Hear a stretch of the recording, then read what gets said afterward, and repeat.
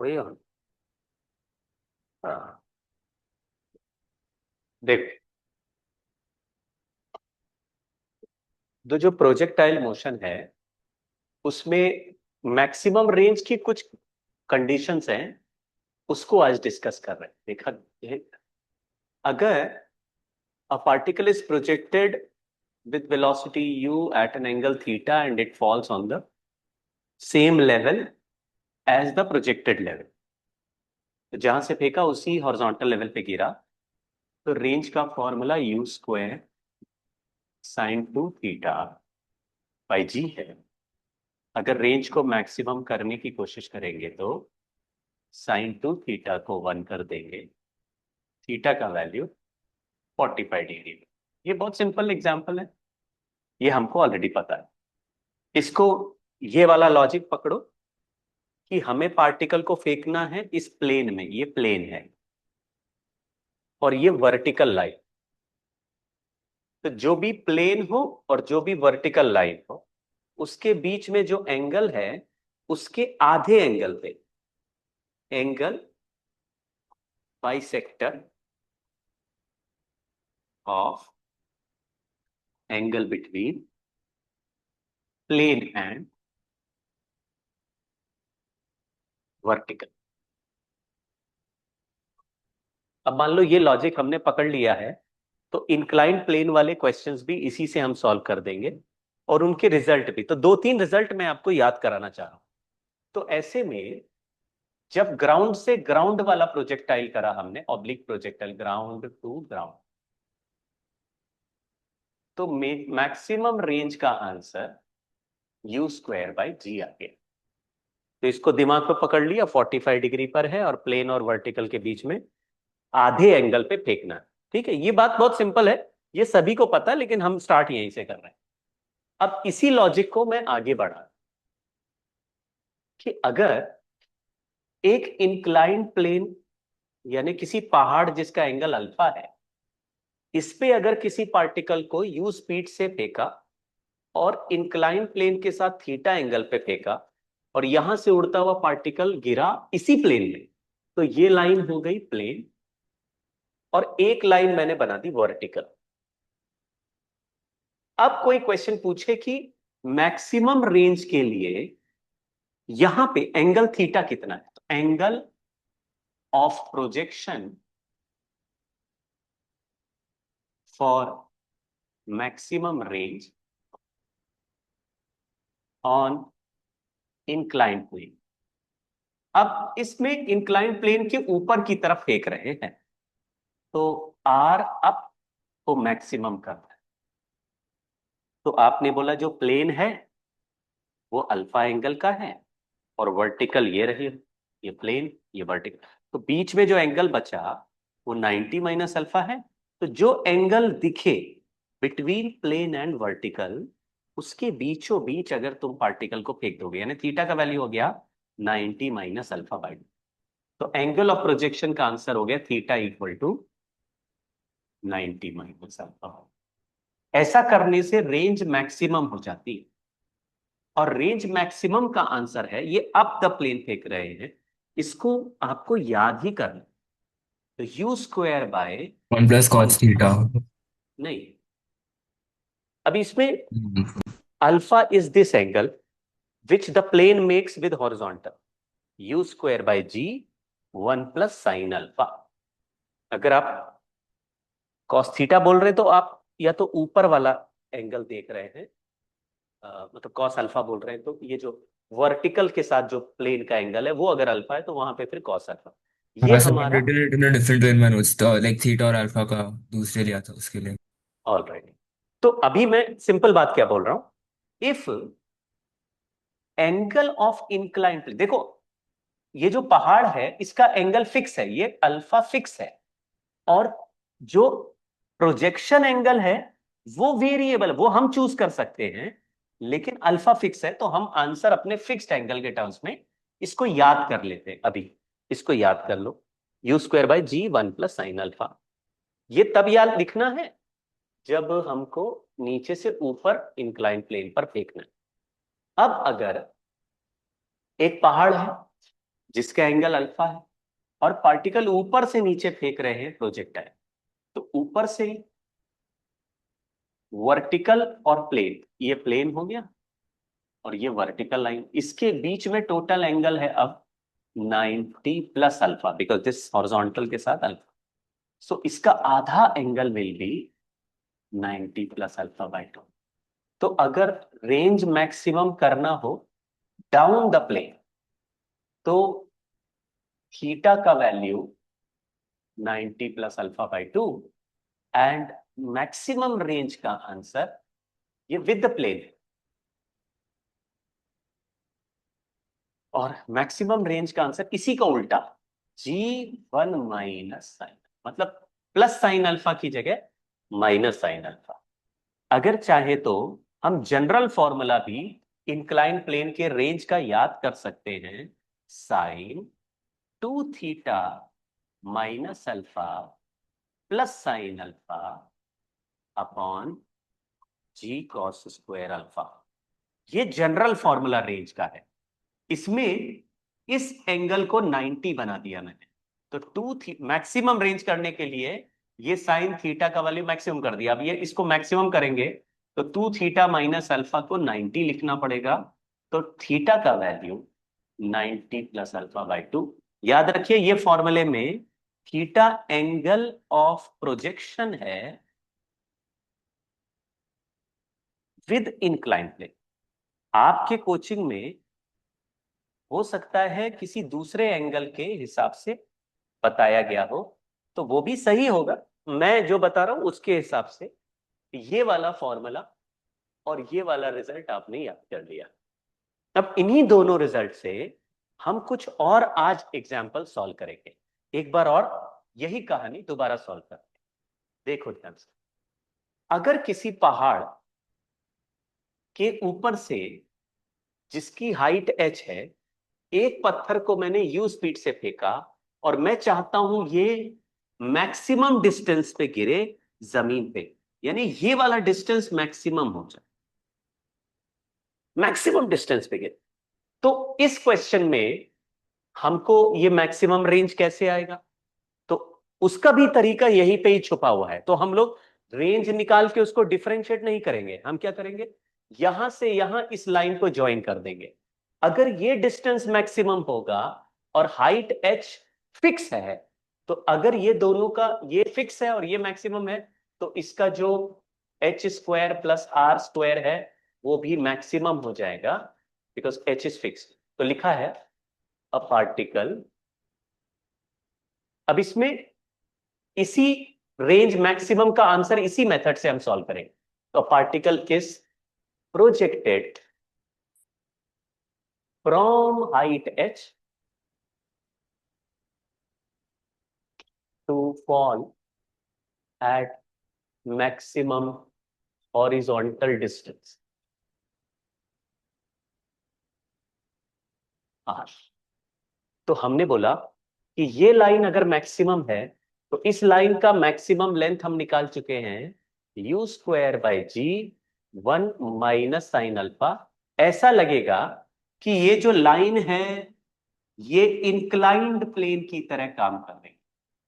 वैसे तो ये पहाड़ नहीं है, यहां किसी टावर के ऊपर से पार्टिकल को फेंका है जो जमीन पे गिरा है, लेकिन जमीन पे जहां गिरा वहां से, पहाड़ से लेकर वहां तक हमने एक इंक्लाइंड प्लेन बना दिया।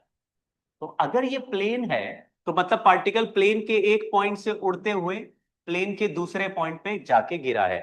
तो ऐसे सिचुएशन में ये पार्टिकल का रेंज यहां से यहां तक मैक्सिमम हो रहा है। Maximum range down the plane का फॉर्मूला है u square by g 1 minus sine alpha equal to, अब इसका लेंथ है h square plus are square, तो under root of h square plus are square लिख दिया। अब u square by g 1 minus, अगर ये पहाड़ अल्फा एंगल का है तो साइन अल्फा की जगह परपेंडिकुलर अपॉन हाइपोटेन्यूज यानी h upon under root of h square plus are square लिख देते हैं। अब इसको जरा सॉल्व करके मुझे r का वैल्यू निकाल के बताओ कितना आया। आप इसको क्रॉस मल्टीप्लाई कर दो, तो u square by g is equal to under root of h square plus are square minus h. अब इसमें से आर का वैल्यू हमें चाहिए, इस एच को उधर भेज देते, दोनों साइड स्क्वायर कर देते, u square by g plus h का whole square is equal to h square plus are square. U square by g का whole square plus h square plus 2u square h g is equal to h square plus are square. H square cancel कर दिया तो are का value है, ये maximum range अपने आप बन रही क्योंकि मैक्सिमम रेंज के फॉर्मूले से ही निकाल रहे हैं। तो ये हो गया यू स्क्वायर बाई जी का whole square plus 2u square h by g. अगर मैं कॉमन ले लूं u बाई जी को, तो under root u square plus 2gh r max का आंसर। तो अगर if a particle is thrown from a tower of height h, तो ये भी एक अच्छा फॉर्मूला है कि अगर बिल्डिंग के ऊपर से पत्थर को फेंके तो जमीन पे कितना मैक्सिमम दूर गिरेगा, हॉरिजॉन्टल डिस्टेंस का answer u by ji under root of you square plus 2z। इस रिजल्ट को डायरेक्टली यूज कर सकते हैं, ये मैक्सिमम डिस्टेंस है eight which the particle can fall.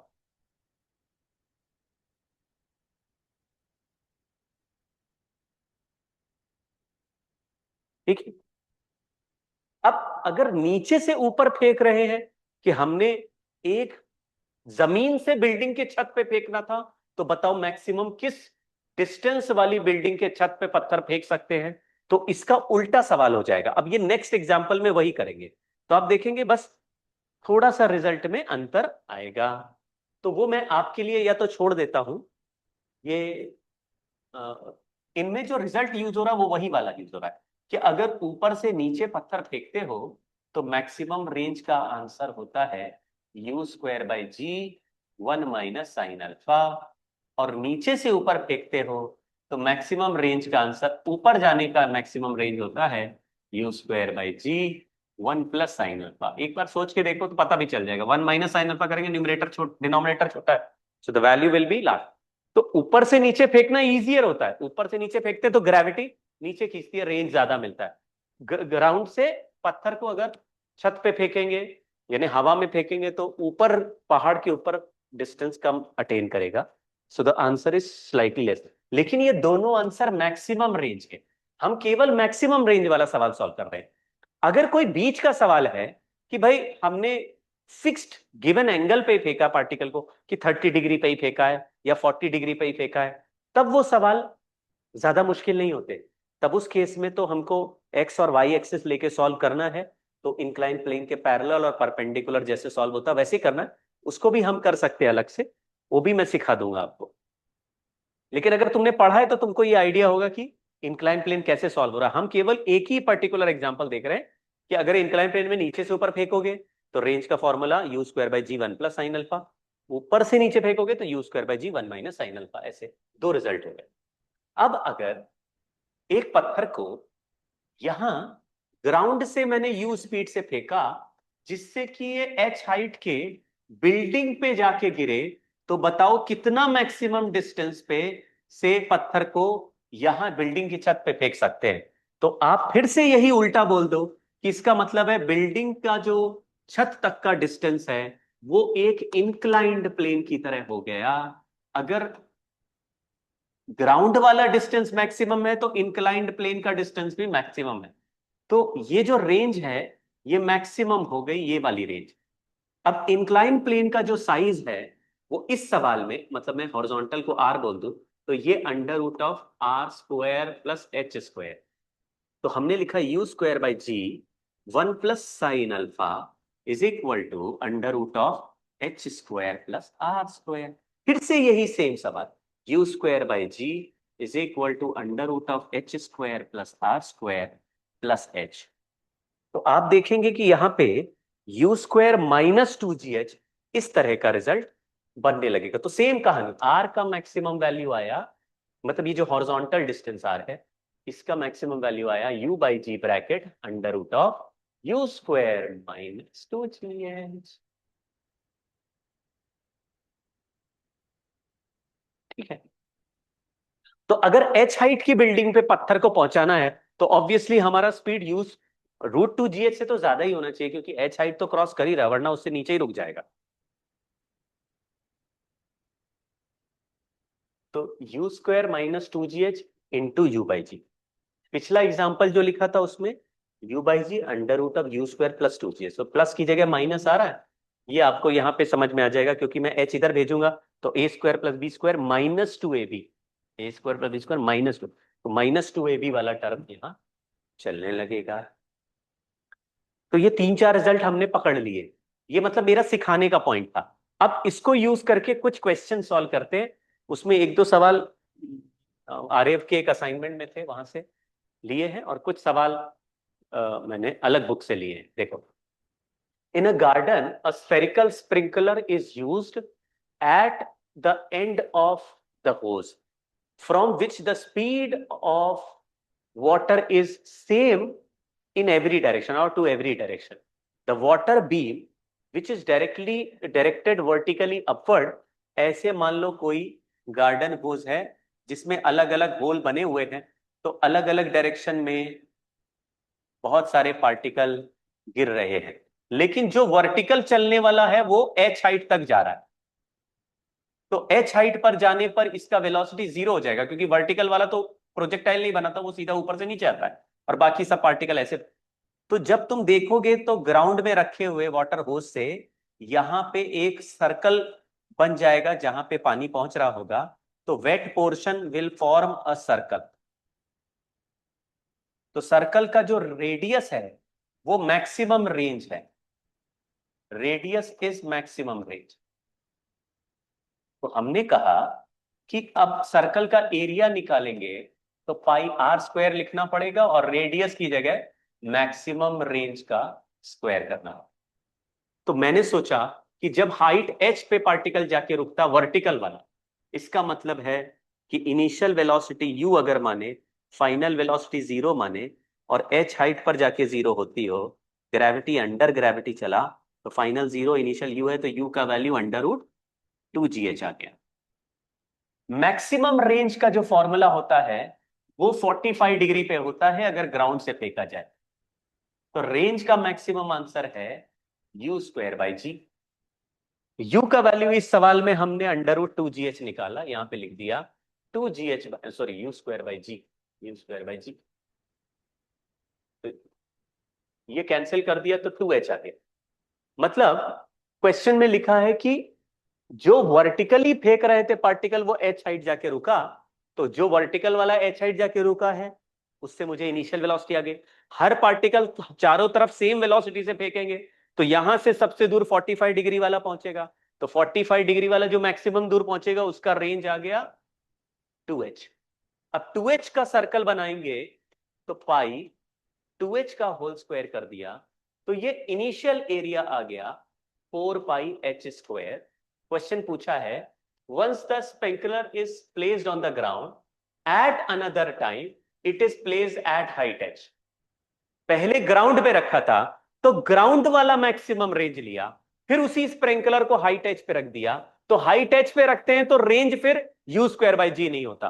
और रेंज का फॉर्मूला अभी अभी मैंने आपको सिखा दिया है, तो वो फॉर्मूले के।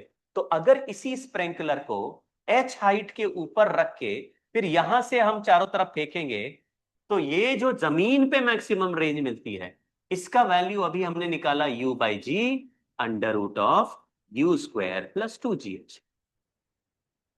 प्लस टू जी एच ऊपर से नीचे आएगा प्लस टू जी एच, नीचे से ऊपर फेंक रहे हैं तो you square u by ji under root u square minus. जरा ट्राई करो। तो यहां u by ji under root of you square plus two g h है, तो हमारा जो रेंज का मैक्सिमम वैल्यू है ये है। तो u की जगह velocity root two g h लिख दिया, तो root two g h by ji into, और ये 2GH प्लस 2GH √4GH।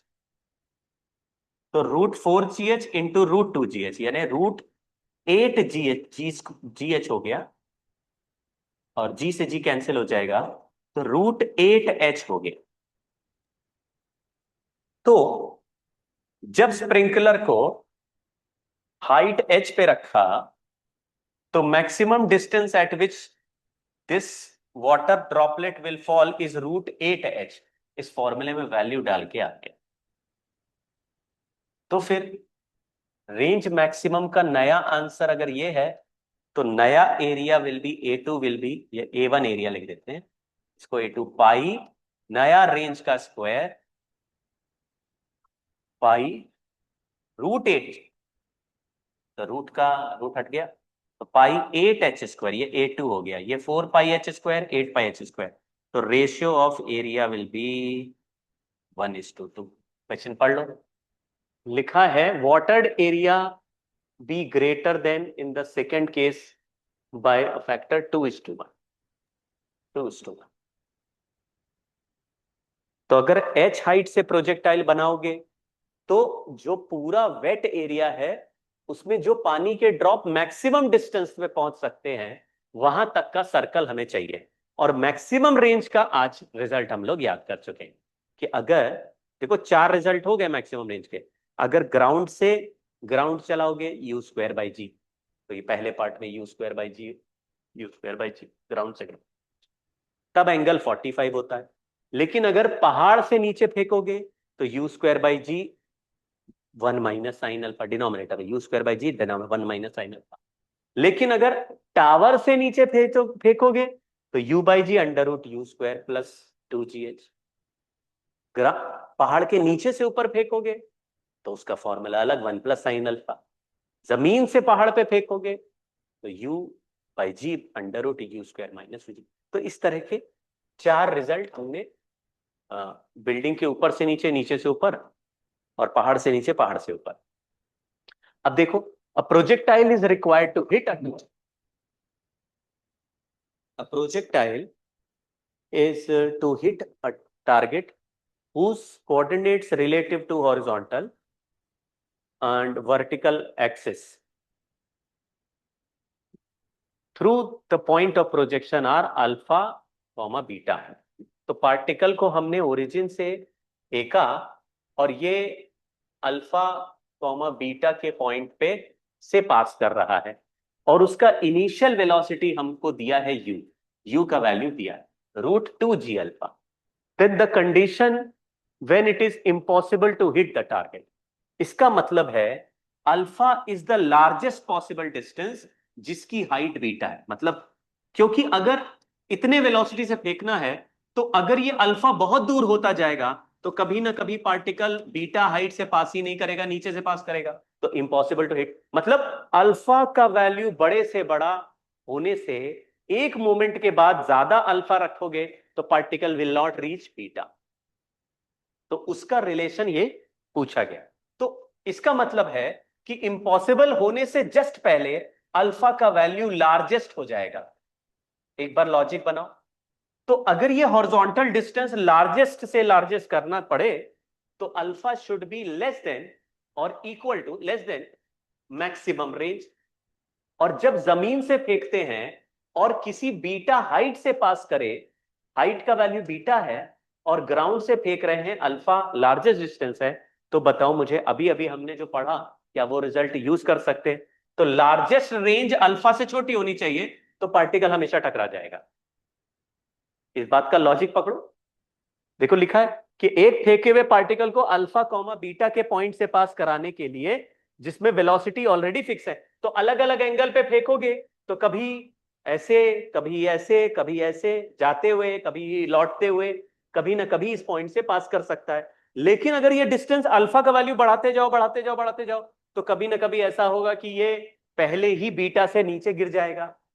अगर अल्फा दूर लेते जाए, इसका मतलब अल्फा का वैल्यू एक सर्टेन वैल्यू से कम होना चाहिए, तभी इसको हाइट बीटा मिल सकती है। तो alpha should be less then, alpha should be less then, अभी इसको हमने फॉर्मूला लिखा था U/G √, क्योंकि ये नीचे से ऊपर फेंका हुआ फॉर्मूला है, तो U² माइनस 2GH। अब इसको लिखते हैं alpha is less than, u की जगह लिखा 2G alpha by ji under root of 2G alpha minus 2G beta. Height की जगह बीटा और यू की जगह 2G अल्फा, ऐसा दिया है क्वेश्चन। तो जी जी और जी जी सब कैंसिल हो गए और दोनों साइड स्क्वायर करते तो alpha square is less then, यहां पे 2 अल्फा है और यहां पे 2 अल्फा माइनस 2 बीटा है। अल्फा से अल्फा काट देते हैं तो alpha is less then, multiply करो अंदर तो 2 × 2 मतलब 4 अल्फा माइनस 2 बीटा। इस अल्फा को इधर ले जाते हैं और बीटा को इधर ले जाते हैं तो 2 बीटा इज लेस देन, नहीं 4 बीटा, सॉरी, तो 4 beta is less then 2 alpha, 3 alpha, I am sorry क्या कर रहा हूं, 4 beta is less then 3 alpha, ये आंसर सही। देखो भाई बताओ समझ में आया क्या? तुम लोग भी बोल सकते हो। Yes sir. ठीक है, तो आज जो क्वेश्चन कर रहे हैं उन सवालों को कल हम, जैसे आर्यव याद है हम लोग परसों ये शायद डिस्कस कर रहे थे, हाँ सर। तो लेकिन परसों हम लोग डिस्क्रिमिनेंट ग्रेटर देन जीरो वाले मेथड को पकड़ रहे थे, याद आया क्या? हाँ हाँ सर। लेकिन अभी फिर मैंने इसको थोड़ा रियलाइज किया तो ये वाला जो नीचे से ऊपर जाके टकराए, किसी दीवार को एक पर्टिकुलर पॉइंट पे टकराए तो आप उसको इंक्लाइन प्लेन की तरह ट्रीट कर लो, और जहां पे एक पर्टिकुलर पॉइंट पे टकरा रहा है इसका मतलब है वो पॉइंट हम ऐसे फेंक रहे हैं, मतलब we are choosing an angle so that this particular point or distance will be treated as maximum range or a particular है। तो उसकी तरह की कंडीशन वाले सवाल मैंने ढूंढ के निकाल दिए। तो ये एक क्वेश्चन हो गया, और देखो बड़े सस्ते में सॉल्व हो रहा है, इसमें ना तो हम जनरल इक्वेशन बना रहे हैं, वरना क्या होता है ज्यादातर जगह तुम जब इसको सॉल्व करके, मतलब अगर if you find solution of this question in various books और मे बी समवेयर, तो फिर ये सॉल्व ऐसे होता है, y is equal to x tan theta minus 1/2 gx square by u square cos square theta. इसको क्या कहते हैं? Equation of trajectory. तो इसमें x को मैक्सिमाइज करना है, यानी x का डेरिवेटिव जीरो करके कंडीशन बनाते हैं, फिर थीटा निकाल के रखते हैं, उतने में 3-4 पेज भर जाएंगे और कभी सॉल्व नहीं होगा, क्योंकि x का डेरिवेटिव करना बड़े ही मुश्किल है इस कहानी में। तो सिचुएशन थोड़ी जहरीली है, लेकिन हमने ऐसे सोचा कि अगर पार्टिकल को इस पॉइंट पे पहुंचना है तो आखिरी बार इसको लार्जेस्ट डिस्टेंस अल्फा इतना होना चाहिए कि maximum range on incline plane से छोटा। चलो एक सवाल और देखते हैं, ये भी बहुत बढ़िया क्वेश्चन है जो कि मुझे मिला, और इसमें भी हम इसी लॉजिक से, इंक्लाइन प्लेन के लॉजिक से ही सॉल्व कर देंगे। देखो जरा, लिखा है a ball of mass m is projected from ground making angle theta two the horizontal. फिर there is a horizontal wind blowing in the direction of motion of the ball. Due to wind, the ball experiences a constant horizontal force mg by √3. तो फिर find theta for which the horizontal range of ball will be maximum. तो अभी देखो इसको solve करने का process ऐसा हो सकता है कि पार्टिकल को हमने ओरिजिन से फेंका एंगल थीटा पे, लेकिन जब ये ऐसे उड़ के गिर रहा था तो इसके पास हॉरिजॉन्टल में भी हवा चल रही है और वर्टिकल में तो जी होता ही है।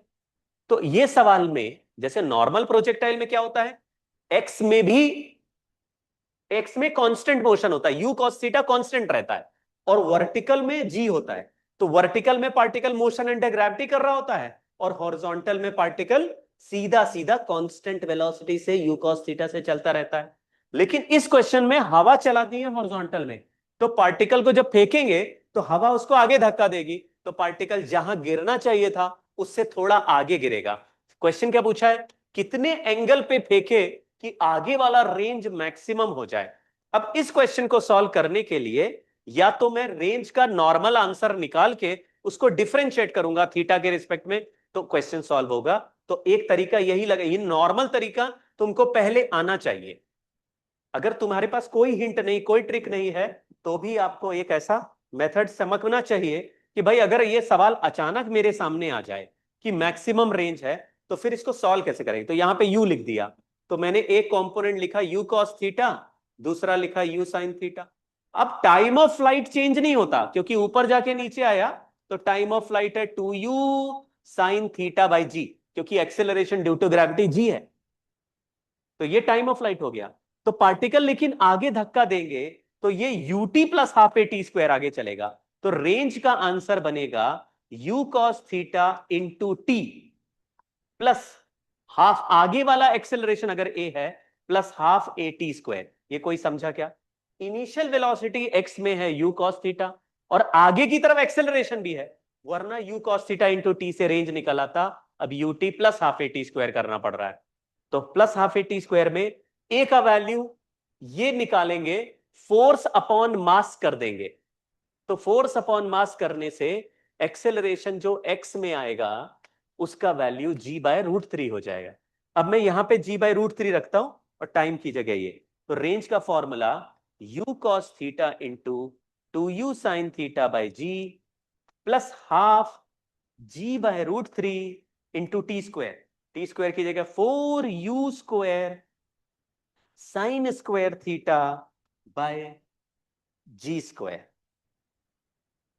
हाँ, तो जो बच्चे समझदार हैं वो समझ चुके हैं कि रेंज का आंसर सर थीटा के टर्म्स में आ चुका है और रेंज को करना है मैक्सिमम, तो हम यहां पे चुपचाप dr बाई डी थीटा को कर देंगे जीरो। अगर dr बाई डी थीटा करा तो जैसे ये साइन टू थीटा है या sine theta into cos theta, तो इसका डिफरेंशिएशन करेंगे तो ये टू कॉस टू थीटा बन जाएगा। तो जैसे 2u square by ji into two अंदर भेज देते, तो 2 cos 2 थीटा ऐसे बन गया, प्लस ये g से एक g कैंसिल हो गया, 2 से 2 कैंसिल हो गया, तो 2u square by root three G, और ये साइन स्क्वायर थीटा है, साइन स्क्वायर थीटा का डिफरेंशिएशन करेंगे तो साइन 2 थीटा बन जाएगा। एक बार दिमाग लगाओ, और इसका डेरिवेटिव जीरो। तो अगर आप इस इक्वेशन को सॉल्व करें, ये dr बाई डी थीटा कर दिया है, अगर आप थोड़ा दिमाग लगाएंगे ना तो 2 साइन थीटा कॉस थीटा होता है sign to, 2 sine theta cos theta होता है साइन 2 थीटा। थोड़ा आवाज गूंज रही। 2 साइन थीटा कॉस थीटा होता है साइन 2 थीटा, और साइन 2 थीटा का डिफरेंशिएशन होता है 2 cos 2 थीटा, 2 cos 2 थीटा।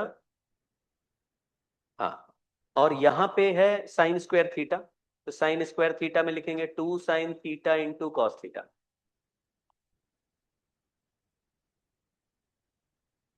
ठीक है, तो हमारा जवाब हुआ 2u स्क्वायर बाई जी, मतलब u स्क्वायर बाई जी और u square by G cut गया और 2 से 2 भी कट गया, तो आंसर आया cos theta is equal to minus sine cos 2 theta is minus sine 2 theta by root three. तो इसको इधर भेज दिया, उसको उधर भेज दिया, तो tan 2 theta is minus root three. तो वो जो माइनस रूट थ्री है सेकंड क्वाड्रेंट का एंगल हो गया, 120 डिग्री कर देते, क्योंकि tan 60 नहीं हो सकता, 180 माइनस 60, तो यहां लिख दिया tan 2 theta is equal to tan 120, यानी 2 थीटा का वैल्यू आया 120 डिग्री, तो थीटा का वैल्यू आया 60 डिग्री। कोई समझा क्या ये? हाँ आर्यव, संतोष? हाँ सर। अब हमारा जो तरीका है उससे करते हैं। हमारा तरीका क्या है? मैंने अभी जो सिखाया कि यहां पे ये ऐसे है, इस तरफ acceleration g by root three हो गया है और ये प्लेन है, और इस तरफ नीचे की तरफ एक्सेलरेशन g हो गया।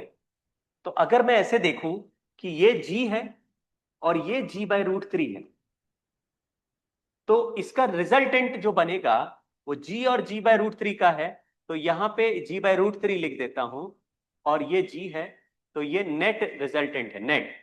तो यहां जो एंगल बनेगा वो परपेंडिकुलर अपॉन बेस करेंगे तो 1 बाय रूट थ्री बन जाएगा, यानी ये जो एंगल आया नेट फील्ड का, नेट फोर्स का, वो आ गया 30 डिग्री। मतलब नेट फील्ड ऐसे चल रहा है वर्टिकल से 30 डिग्री पे। वर्टिकल तो जी चल रहा है, हॉरिजॉन्टल भी चल रहा है, वर्टिकल भी चल रहा है, ये नेट फील्ड चल रहा है। अब आप थोड़ा इमेजिन करें तो आपको लगेगा सर ये सवाल मुझे लग रहा है इंक्लाइंड प्लेन जैसा सवाल है। इस पूरे डायग्राम को मैं अगर ऐसे टिल्ट करूं कि ये वाला जो नेट फील्ड है ये घूम के वर्टिकल हो जाए, और पूरे पूरे फोटो को ऐसे 30 डिग्री टिल्ट कर दूं, पूरे फोटो को 30 डिग्री टिल्ट कर दो पूरे फोटो को, तो ऐसा लगेगा जैसे कि ये जो हॉरिजॉन्टल प्लेन है ये 30 डिग्री का इंक्लाइंड प्लेन हो गया, और जो प्लेन के परपेंडिकुलर वाला एक्सेलरेशन है वो जी हो गया, और प्लेन के पैरेलल वाला जो एक्सेलरेशन है वो g/√3 हो गया, और जो नेट एक्सेलरेशन है वो जी नेट हो गया वर्टिकल में। तो आपने कहा सर ये तो बिल्कुल इंक्लाइंड प्लेन जैसा सवाल लग रहा है। इंक्लाइंड प्लेन में भी हम ऐसे ही करते थे कि एक हॉरिजॉन्टल कंपोनेंट बनता था, मतलब एक प्लेन के पैरेलल एक्सेलरेशन होता था, एक प्लेन के परपेंडिकुलर एक्सेलरेशन होता था। तो ऐसे सिचुएशन में यहां से पत्थर फेंक के मैक्सिमम रेंज के लिए सवाल करते थे। अब क्योंकि इस क्वेश्चन में मैक्सिमम रेंज नहीं पूछा, ये पूछा कितने एंगल पे फेंके कि मैक्सिमम रेंज हो जाए। तो एक बार ध्यान से देखना, ये इंक्लाइंड प्लेन हमको इफेक्टिवली कितने एंगल का पहाड़ दिख रहा है, क्योंकि किसी पहाड़ में करते हैं तो एक एक्सेलरेशन डाउन द प्लेन होता है और एक परपेंडिकुलर टू प्लेन होता है। तो ये पहाड़ हमें, मैं जो बोल रहा हूं वो समझ पा रहे हो कि मैं केवल बोल रहा हूं बच्चों? हाँ सर, समझ में आ रहा है। हाँ। तो yes sir. What I did कि ये जो हॉरिजॉन्टल और वर्टिकल दोनों है तो नेट बना लिया, लेकिन पुराने जमाने में जो नेट एक्सेलरेशन जी होता था वो वर्टिकल होता था, तो मैंने इस पूरे फोटो को ऐसे थीटा घुमा दिया, तो हॉरिजॉन्टल प्लेन टेढ़ा प्लेन हो गया, इस तरफ जी हो गया, इस तरफ g/√3 हो गया, और नेट एक्सेलरेशन ऐसे वर्टिकल दिख रहा है, जो पहले जी होता था अभी जी नेट है। तो बताओ, जब अल्फा एंगल का प्लेन होता है और पहाड़ के ऊपर से पत्थर को फेंकना पड़ता है तो कितने एंगल पे फेंकना पड़ता है? तो आपने बोला वर्टिकल लाइन और पहाड़ के बीच में जो टोटल एंगल है उसके आधे पे फेंकना पड़ता है। तो if this is theta, this is 30 degree and this is vertical, तो वर्टिकल और 30 डिग्री के बीच के प्लेन में टोटल एंगल कितना हुआ? 120 डिग्री। तो बताओ हम पत्थर को कितने एंगल पे फेंके टू गेट मैक्सिमम रेंज? बोलो। 60 theta degree. For maximum range आया 60 डिग्री। अरे इसमें तो कुछ करना ही नहीं पड़ा, समझ गए क्या? Yes sir. ना हमने रेंज निकाला ना उसको मैक्सिमाइज किया। अब इस सवाल में पूछता तो बताओ ये पत्थर कितना दूर, व्हाट इज मैक्सिमम रेंज? तो हमारे को मैक्सिमम रेंज का फॉर्मूला क्या पता था इंक्लाइन प्लेन के लिए? बोलो। u square by v²/g 1 plus sine alpha. 1, नीचे माइनस कर दें क्योंकि हाँ, ऊपर माइनस से राइट नीचे, राइट, हाँ। 1 it be. Minus sine alpha. अब पहाड़ कितने एंगल का है? 30 डिग्री का, तो यहां पे लिखते u कितना है। क्वेश्चन में u दिया था क्या? नहीं, u तो u ही है, तो u तो u है, u को तो u ही लिखते u स्क्वायर बाई, लेकिन g की जगह g नेट लिखना पड़ेगा। कोई समझा क्या? g की जगह पहले जो g होता था उसकी जगह भी g नेट है। नेट वैल्यू में दो एक्सेलरेशन है, एक g है और एक g/√3 है। तो g नेट का वैल्यू हमने अलग से निकाला, √g² + g²/3, तो ये हो गया 2g/√3। एक बार चेक कर लो, g² + g²/3, 3 इधर भेज देंगे, 4g²/3, 2g/√3, जी नेट यहां पे लिख रहे हैं 2g/√3, और 1 minus sine alpha, 1 minus sine alpha होता है 1/2, 1 माइनस 1/2, 2 से 2 कट गया, आंसर आया √3 u²/g। ये मैक्सिमम रेंज हो। तो आपको जो पुराना फॉर्मूला था बस उसमें जी की जगह जी नेट घुसा दिया और इंक्लाइन प्लेन के रिजल्ट से आंसर आ गया। तो ये जो इंक्लाइन प्लेन का रिजल्ट करके जा रहे हैं, ये जमीन से टावर के ऊपर फेंका, टावर के ऊपर से जमीन पे फेंका, और ऐसे कोई दोनों एक्सेलरेशन आ गए दो, तो हमने नेट एक्सेलरेशन को वर्टिकल कर दिया और जमीन को इंक्लाइन प्लेन कर दिया सेम एंगल पे घुमा के। तो ये सवाल बड़ा फ्री में सॉल्व हो गया, सस्ते में। ठीक है, एक बार देख लो। क्वेश्चन था कि a ball of mass m projected from ground making angle theta to horizontal, there is a horizontal wind blowing in the direction of motion of ball. Due to wind the ball experiences a constant horizontal force mg/√3। तो force दिया है, मास से divide करेंगे, इसलिए particle का मास भी m दिया है, तो m से डिवाइड करेंगे तो एक्सेलरेशन हॉरिजॉन्टल में g/√3, वर्टिकल में g, तो नेट एक्सेलरेशन हो गया g/√3 और g का स्क्वायर यानी कि 2g/√3, और ये एंगल हो गया 30 डिग्री। इस 30 डिग्री को वर्टिकल बना लिया, तो एक हो गया g/√3 और दूसरा हो गया g/√3, ये 2g/√3। तो इंक्लाइन प्लेन भी 30 डिग्री पर मुड़ गया। तो पत्थर को फेंकोगे 60 डिग्री पर to get maximum range, answer आ गया डायरेक्टली। चलो एक क्वेश्चन और देखते हैं, ये अब अलग सवाल हो गया। ये अब 2-3 क्वेश्चन मैं और अलग से करा दे रहा हूं, ये अलग ऐसी प्रैक्टिस छाप सवाल है। ये बहुत इजी क्वेश्चन है, लेकिन बीच में ये दिख नहीं रहा ना, दिख रहा है ये नहीं सर, बहुत। फोटो नहीं दिख रहा, मैं बना रहा हूँ फोटो दोबारा ऐसे। ये वेलोसिटी vy है और ये x कोऑर्डिनेट है, x एक्सिस और vy, और ये ऐसे ग्राफ बना है 45 डिग्री पे, यहां लिखा है 10 और यहां कुछ नहीं लिखा है।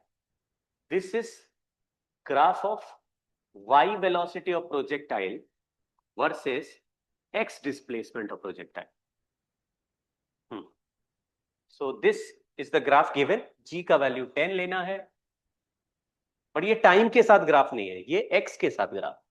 क्वेश्चन पूछा, particle is projected from a level ground making angle theta with horizontal, the vertical component of its velocity changes with x coordinate according to the graph, calculate initial angle theta which is the angle of projection। जो initial angle है उसका value पता लगाना है। इसको try करो जरा, बहुत ही सिंपल सवाल है ये, वैसे ही निकाल लिया है कि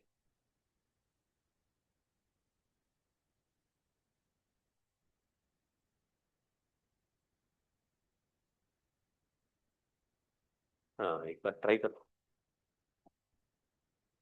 और ये जो ग्राफ है स्ट्रेट लाइन दिया हुआ है,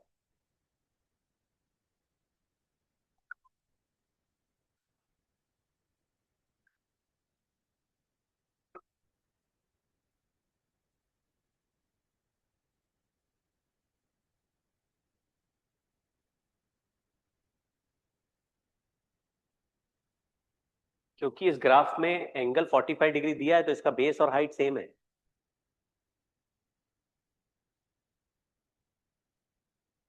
तो बी वाई का initial value 10 metre per second ही हो गया है, क्योंकि ये 10 है, ये भी 10 है।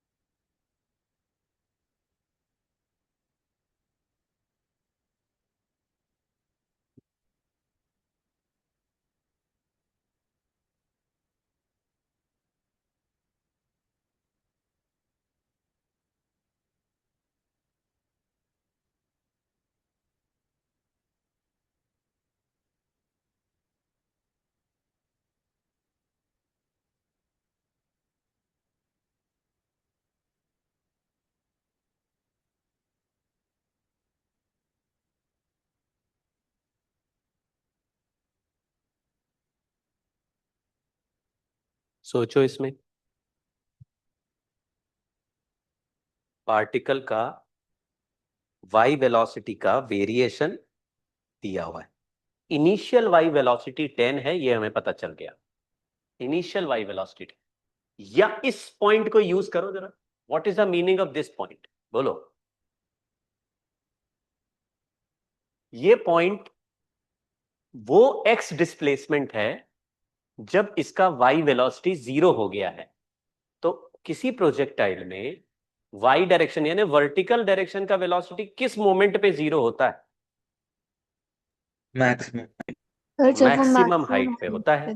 इसका मतलब है horizontal displacement x equal to 10 वो डिस्प्लेसमेंट है जब पार्टिकल अपने मैक्सिमम हाइट पर पहुंच गया है। और मैक्सिमम हाइट पे पार्टिकल प्रोजेक्टाइल में कितने हॉरिजॉन्टल डिस्टेंस पे पहुंचता है बोलो? ये वैल्यू एक कितनी बार होती होगी जब मैक्सिमम हाइट आता होगा? समझ गए क्या? तो मतलब जो x का वैल्यू 10 मीटर दिया है वो आधे रेंज के बराबर है। ये x एक्सिस है और x का वैल्यू 10 मीटर पे इसका y वेलोसिटी 0 हो गया है। दैट मीन्स y वेलोसिटी जब 0 होता है तब वो पार्टिकल हॉरिजॉन्टली r/2 पे बैठा होता है। इसका मतलब है r/2 का वैल्यू 10 मीटर है तो रेंज का वैल्यू 20 मीटर है। लेकिन रेंज का फॉर्मूला नॉर्मल प्रोजेक्टाइल में क्या होता है? u² sin 2 theta by g. तो 20 metre equal to 2u sin theta into u cos theta by g. तो u sin थीटा का वैल्यू हमने पहले ही 10 मीटर पर सेकेंड लिखा है। तो 20 into 10 is equal to 2 into 10 into u cos theta. तो ये कैंसिल कर दोगे तो u cos थीटा का वैल्यू आ जाएगा 10। u sin थीटा का वैल्यू भी आ गया है 10 और u cos थीटा भी 10। तो फिर दोनों का डिवीजन यानी रेशियो हो गया tan theta equal to 1। Theta angle of projection कितने एंगल पे हो गया भाई? 45 पे। समझ गए क्या? यस।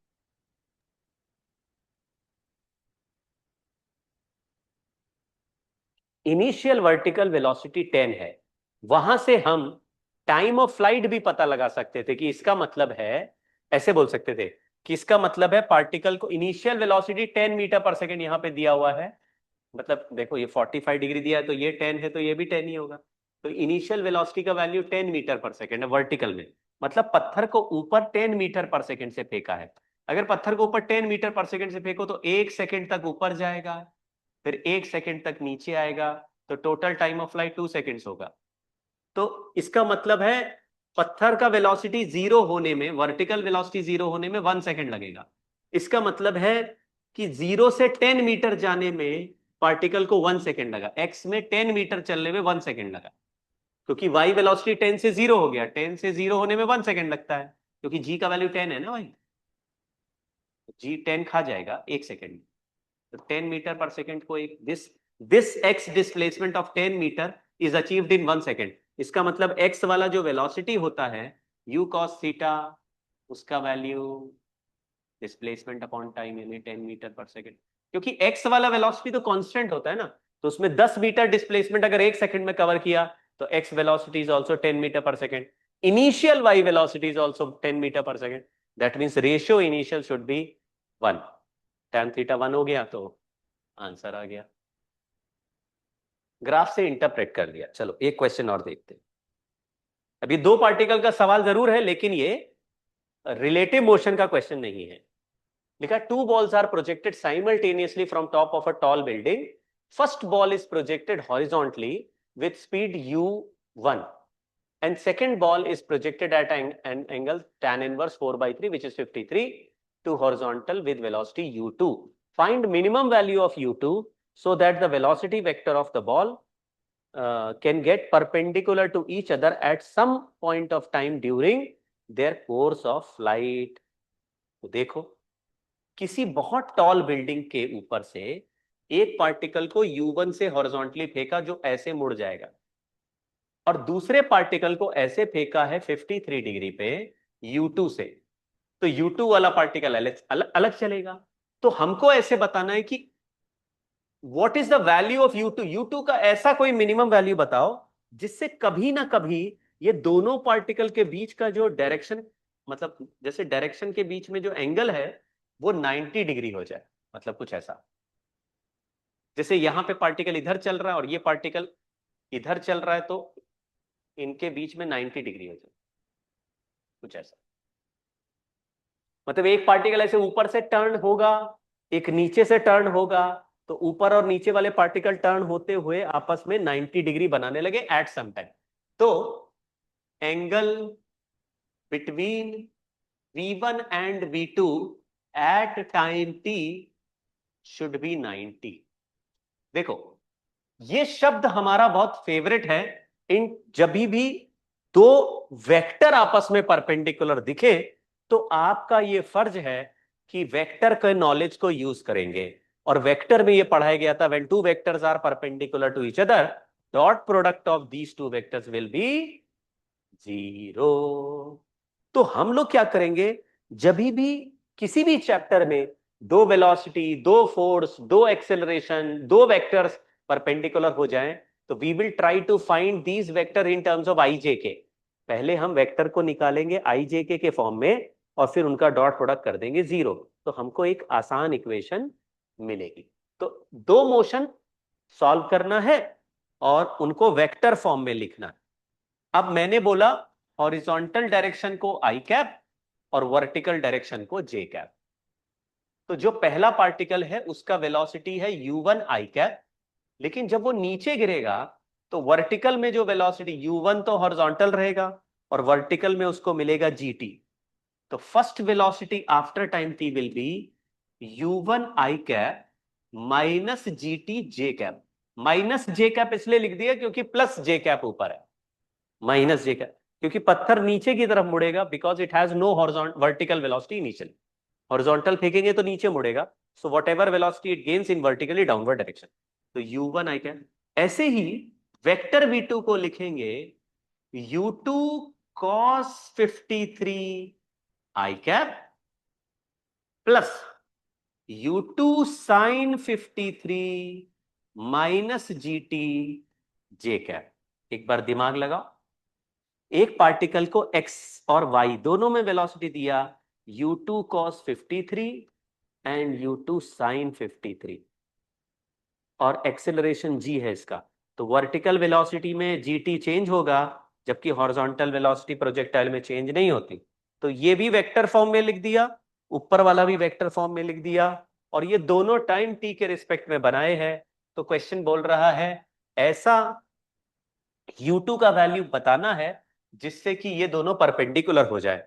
तो for a particular value of u2 this dot product is going to be 0। तो v1 dot v2 equals to 0 करके जरा एक इक्वेशन बनाओ तुम लोग। तो देखो मेरे को हिंट कहां से आया, जैसे ही मैं कोई दो वेक्टर को परपेंडिकुलर सुनता हूं तो मैंने अपने अंदर एक इंस्टिंक्ट ऐसा बनाया है कि whenever two vectors are perpendicular I will try and write each vector in terms of ijk, क्योंकि यहां पे x और y एक्सिस ऑलरेडी डिफाइन होती है, हॉरिजॉन्टल को x ले लेते हैं, वर्टिकल को y ले लेते हैं, तो फिर आई कैप जे कैप में लिख पाएंगे दोनों वेक्टर्स को, इट इज इजियर। और फिर डॉट प्रोडक्ट 0 कर देंगे, सेम प्लेन में दोनों चल रहे हैं। तो डॉट प्रोडक्ट करो और 0 करो, क्योंकि डॉट प्रोडक्ट में i से i वाला मल्टीप्लाई हो जाता है। तो u1 u1 का वैल्यू 10 दिया है और cos 30 से 53 होता है 3/5 और u1 10 है 10, तो 10 इंटू 3/5 करेंगे तो 6u2 माइनस ये भी 10 है तो 10t इंटू 4/5, तो u2 8, ये 4/5 है और यहाँ t और gt इंटू gt कर देंगे तो प्लस 100t²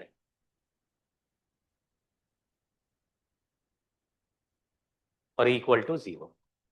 एक बार और लिखते हैं 100t² माइनस 8u2t और plus 6u2 equal to 0।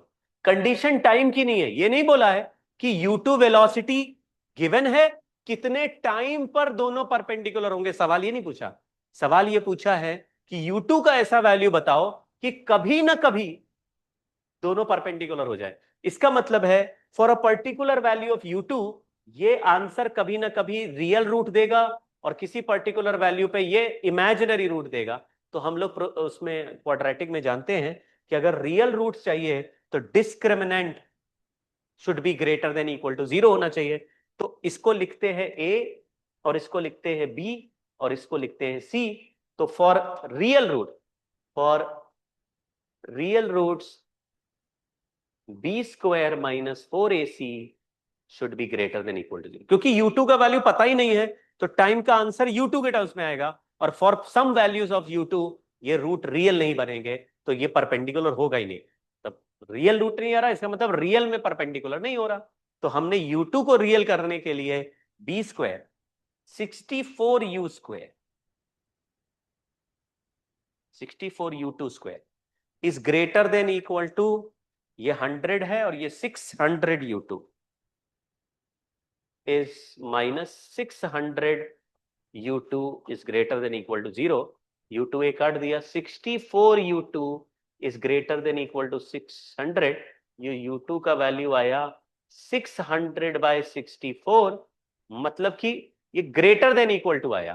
Question में पढ़ो लिखा है मिनिमम वैल्यू बताओ, अगर बोल रहा है इस वैल्यू से बड़ा रखेंगे तो हो जाएगा, तो मिनिमम वैल्यू मतलब इक्वल टू वाला, तो u2 मिनिमम का आंसर आया बच्चों 6, मतलब 300, कितने 4 से काट दें तो 16 हो जाएगा, 150 हो जाएगा, 8 से काट देते हैं तो 75/8 हो गया।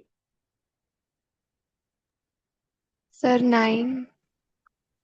9 आ गया, अराउंड 9 आ गया, नहीं 9.75, 75/8 आ रहा है ना। Yes sir. 9.75 नहीं सर वो 75, माइनस 2400 यूट्यूब। गलत कर दिया क्या? 4ac, अरे आई एम वेरी सॉरी, यही तो मुझे डर था कि मैं कैलकुलेशन एरर ना कर दूं, बहुत मुआफी चाहूंगा, माफी। देखो 4ac 2400 हो गया, 2400। हाँ, तो u2 का वैल्यू आया 2400 डिवाइड बाय 64, तो इसको कैंसिल कर देते हैं 4 से, तो ये 600 डिवाइडेड बाय 16 हो गया, फिर इसको 8 से कैंसिल कर देते हैं तो 75/2 हो गया। ये ठीक है क्यों भाई? हाँ हाँ, कैलकुलेशन एरर कर दिए। फिर क्वेश्चन लिखा, find the time after which velocity of two balls become perpendicular if the second was projected with speed u not, और u नॉट मतलब मिनिमम स्पीड, तो टाइम का वैल्यू कैसे निकालेंगे? तो यहाँ पे u2 की जगह 75/2 अगर इस इक्वेशन में रख देंगे, तो u2 की जगह 75/2 तो फिर क्वाड्रेटिक का कुछ ना कुछ रूट आ जाएगा तो सॉल्व हो जाएगा, तो वो नहीं सॉल्व कर रहे हैं, वो अपने आप कर लो।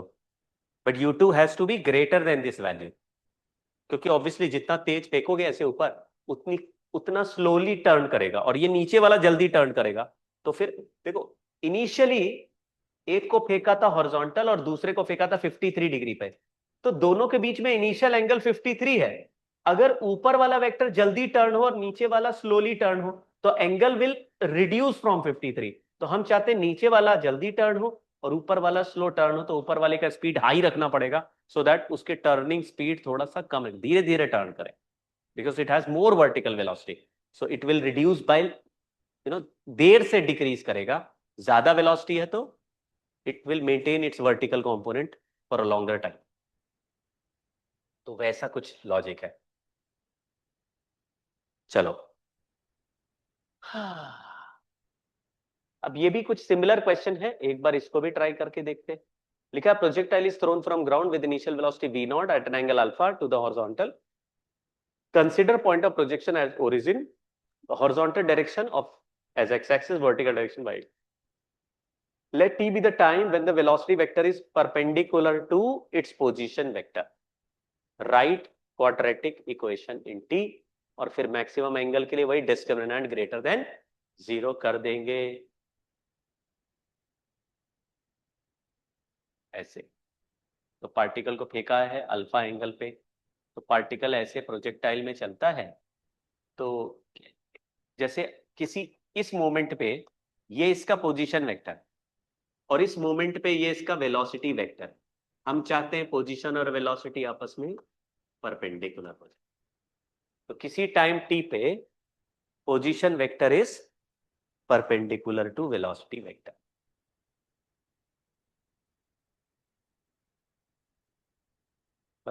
Position vector is perpendicular to velocity vector. तो क्या करना चाहिए?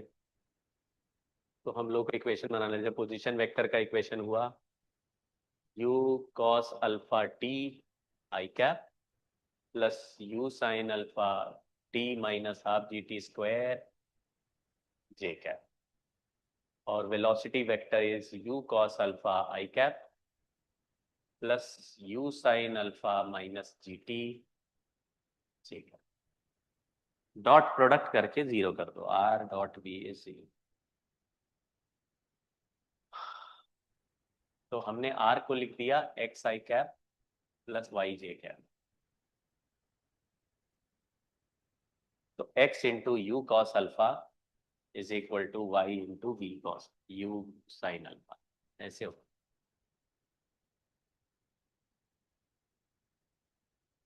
तो you square cos square alpha into T is equal to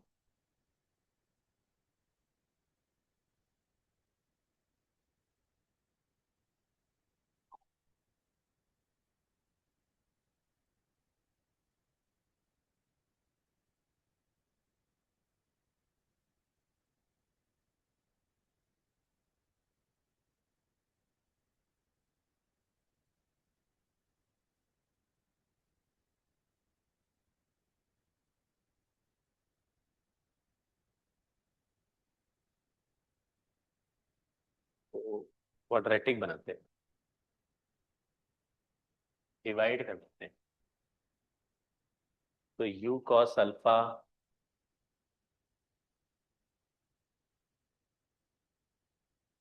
Y upon U cos alpha is X upon U sine alpha minus G T.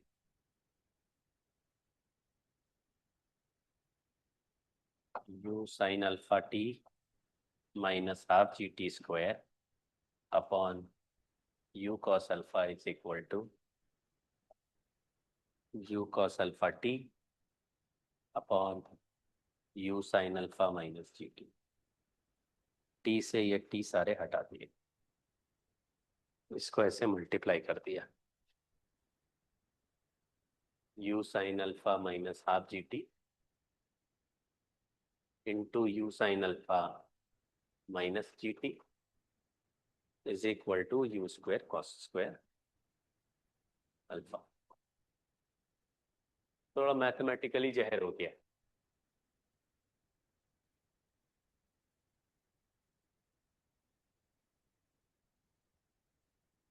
लेकिन quadratic बन गया।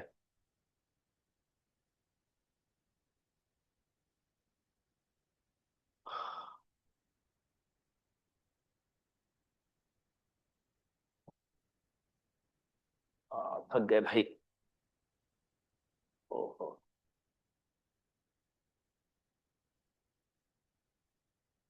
आ,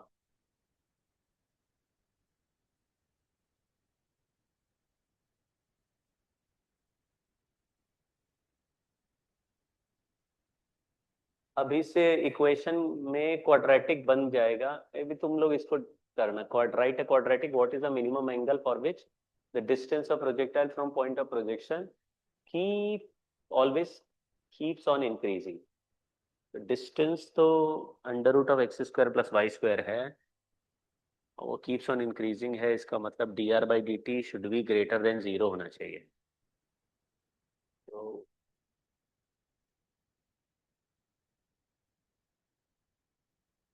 what is the maximum angle alpha for this distance? बताओ भाई क्या करेंगे?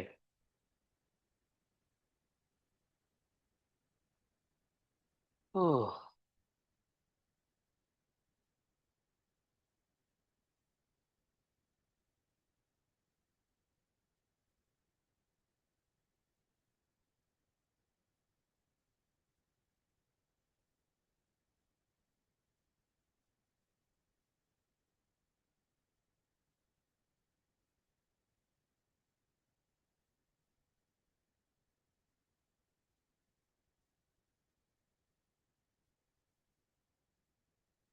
अरे सब लोग लग रहा है थक गए।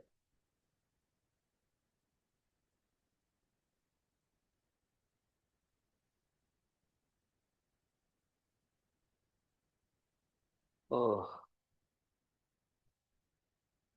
हाँ भाई, कोई आइडिया बताओ।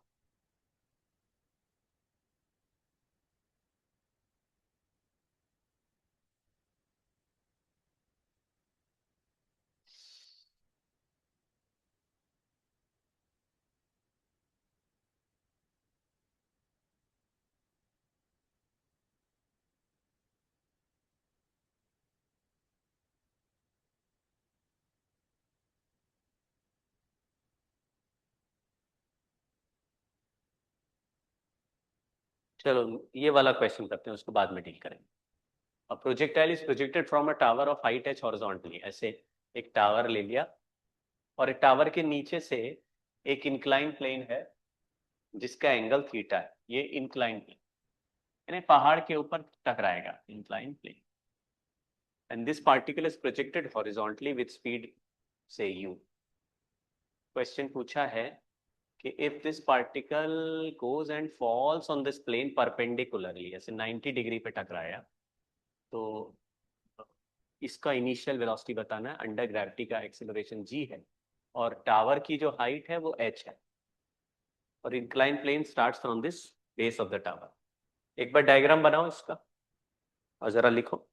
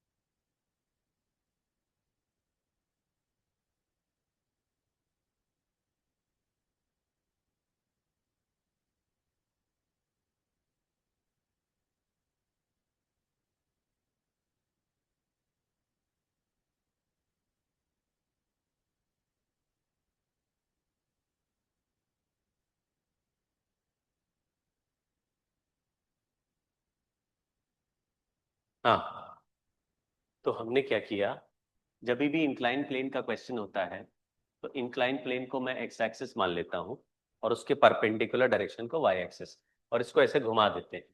जब इंक्लाइन प्लेन पे पार्टिकल है तो अंडर ग्रेविटी का एक्सेलरेशन जी इधर है, तो नीचे जी साइन थीटा है और perpendicular to plane G cos theta है। अब इसको ऐसे थीटा डिग्री घुमा दो, थीटा डिग्री ऐसे नीचे घुमा दो, तो आपको ऐसा दिखेगा। ये कहानी ऐसे हो गई, इंक्लाइन प्लेन, ये जो टावर है ये टेढ़ा हो जाएगा और इस ऐसे टावर ऐसे टेढ़ा हो, हमने थीटा एंगल घुमा दिया तो इंक्लाइन हॉरिजॉन्टल ऐसे चला गया। ये थीटा एंगल, ये हॉरिजॉन्टल लाइन, और यहाँ से पत्थर को फेंक रहे हैं तो ये ऐसे गिर रहा है यहाँ पर पेंडिंग। तो इसके पास दो कंपोनेंट कर देते हैं वेलोसिटी के। ये वेलोसिटी को हमने u मानना है, ये थीटा है, 90 माइनस थीटा, यहाँ थीटा है तो यहाँ भी थीटा है, तो एक कंपोनेंट हो गया u cos थीटा और वर्टिकल कंपोनेंट हो गया u sin थीटा। ऐसे ही नीचे की तरफ एक्सेलरेशन का वैल्यू g cos थीटा है और x में एक्सेलरेशन का वैल्यू g sin थीटा। देख लो आप डायग्राम, x में इधर है।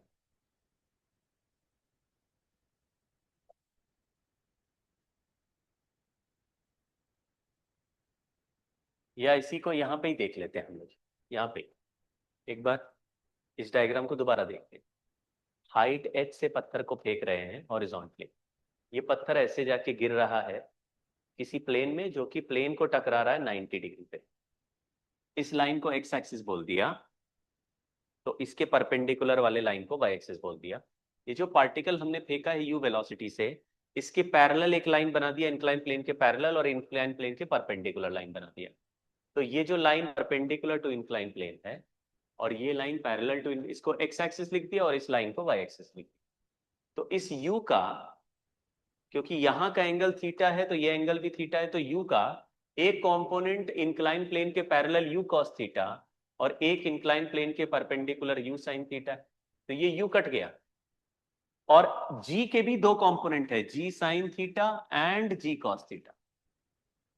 अब इंक्लाइन प्लेन को अगर एक्स एक्सिस बोल दूं तो ये एक्सेलरेशन एक्स एक्सिस का है और ये एक्सेलरेशन वाई एक्सिस का है। ऐसे वेलोसिटी में भी एक्स बोल दूं तो ये वेलोसिटी एक्स एक्सिस का है और ये वेलोसिटी वाई एक्सिस का।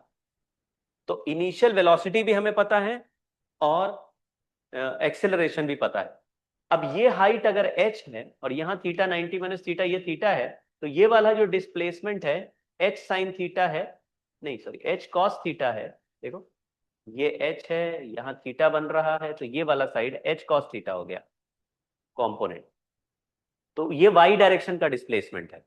तो पार्टिकल यहां से चल के इंक्लाइन प्लेन पे टकरा रहा है, तो जो इंक्लाइन प्लेन के परपेंडिकुलर वाला रास्ता है, जो परपेंडिकुलर मतलब वाई एक्सिस है, उसके पैरेलल का डिस्प्लेसमेंट h cos थीटा है, उसके पैरेलल का वेलोसिटी u sin थीटा है और उसके पैरेलल का एक्सेलरेशन g cos थीटा। मतलब ऐसे लग रहा है कि पार्टिकल चला u sin थीटा से, एक्सेलरेट करा g cos थीटा से और डिस्प्लेसमेंट हुआ h cos थीटा। दूसरा, x एक्सिस के पैरेलल इनिशियल वेलोसिटी है u cos theta, x axis के पैरेलल अपोजिट एक्सेलरेशन है g sin थीटा, और यहां पे परपेंडिकुलर टकरा रहा है यानी y एक्सिस पे चल रहा है, तो x एक्सिस की वेलोसिटी फाइनल है 0। तो हम y एक्सिस अलग सॉल्व कर रहे हैं, x अलग। x में इनिशियल वेलोसिटी है u cos थीटा, x में एक्सेलरेशन है g sin थीटा और x में फाइनल वेलोसिटी है 0। तो हमने इसका पहले इक्वेशन बनाया कि इनिशियल वेलोसिटी, रिटार्डेशन और फाइनल वेलोसिटी दिया हो तो टाइम कैसे निकालेंगे। तो v is equal to U plus AT, 0 is equal to u minus AT. तो टाइम का वैल्यू आ गया u cos थीटा बाय g sin थीटा। ये टाइम ऑफ फ्लाइट आ गया, मतलब यहां से यहां पहुंचने का टाइम आ गया। तो फिर डिस्प्लेसमेंट y एक्सिस का h cos theta is equal to u sin theta t, ut plus half AT square plus half, क्योंकि एक्सेलरेशन भी नीचे वेलोसिटी भी नीचे है तो एक्सेलरेट वाला प्लस लगा दिया, g cos theta t square. इस इक्वेशन में u का वैल्यू हमें पता लगाना है और t का वैल्यू हमें पता चल चुका है। तो h cos theta is equal to u sin theta into u cos theta by g sin theta plus half g sin theta into u square cos square theta by g square sin square theta.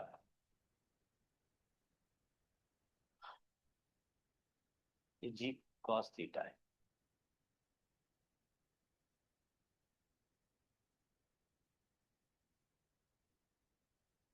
Sign से sine cut गया, ये u square cos cos और cos भी काट दिया, g से g भी काट दिया, तो आया h is equal to u square by g 1 plus यहाँ cos square theta by sine square theta 1 plus cot square theta. तो u का वैल्यू आया gh upon 1 plus cot square.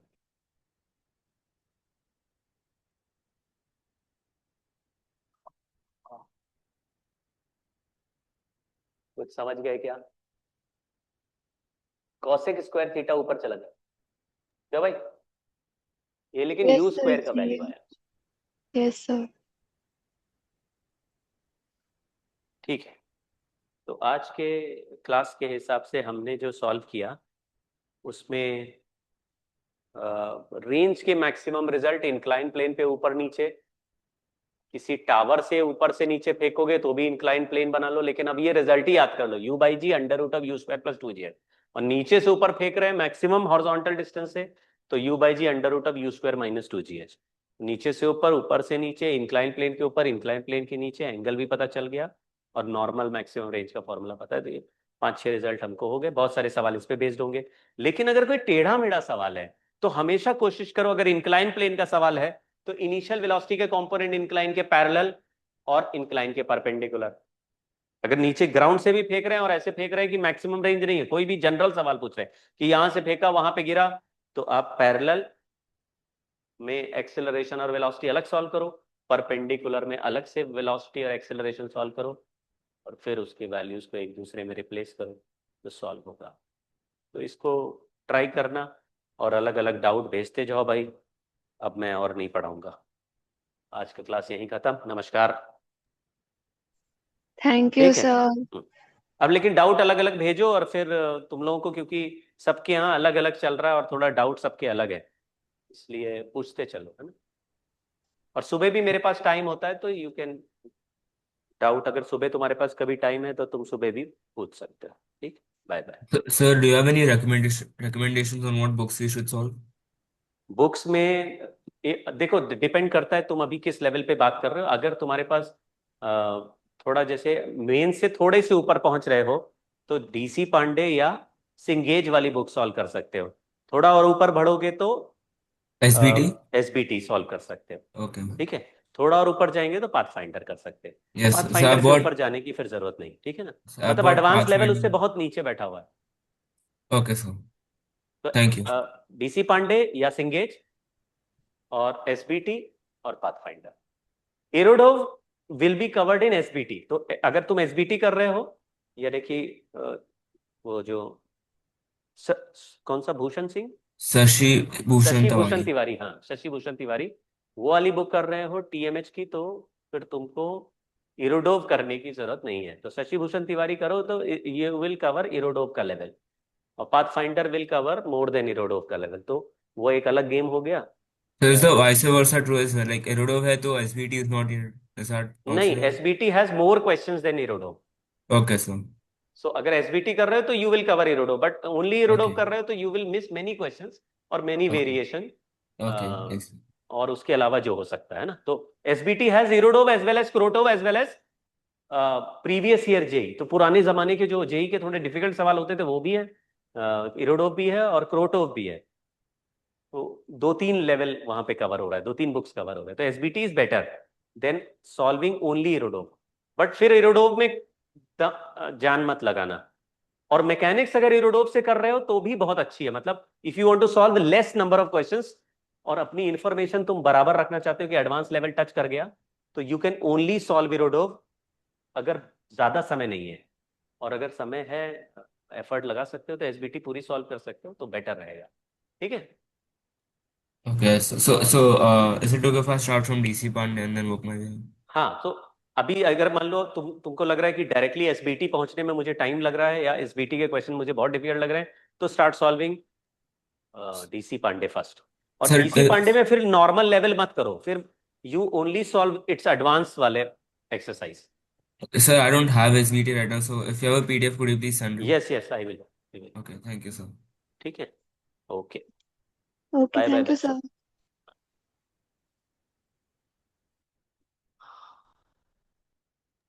Bye, sir. Thank you. Bye.